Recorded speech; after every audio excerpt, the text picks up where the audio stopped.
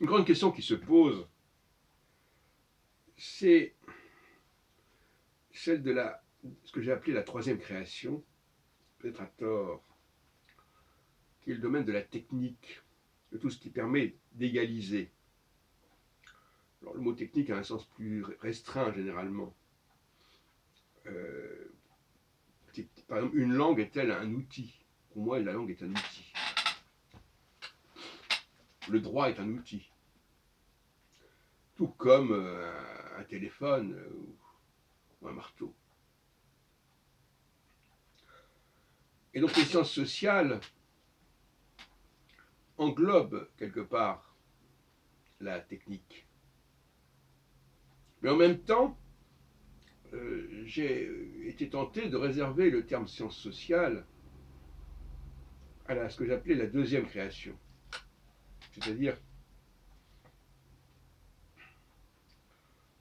non pas quelque chose de surconscient, mais de subconscient.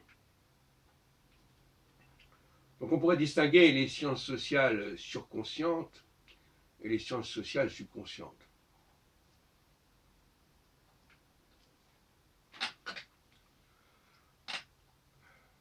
Et non pas articuler la question des sciences sociales sur la deuxième création.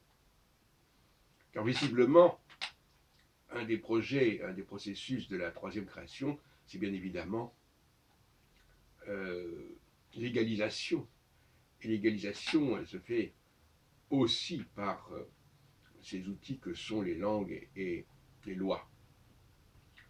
Les lois que les hommes peuvent établir, par opposition aux lois qui seraient subconscientes et qui seraient notamment de l'ordre de l'astrologie.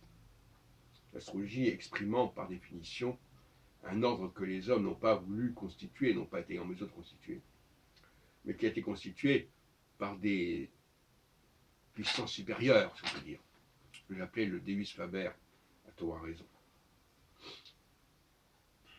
Et puis il se pose la question de la Nouvelle Alliance aussi.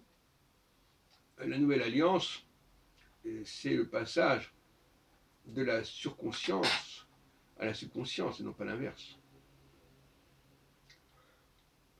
Et alors à ce moment-là, ça nous oblige à nous demander si ce que nous avons appelé la deuxième création ne serait pas la troisième création, et si la troisième création ne serait pas à mettre avant la deuxième création. Bon, nous reviendrons là-dessus.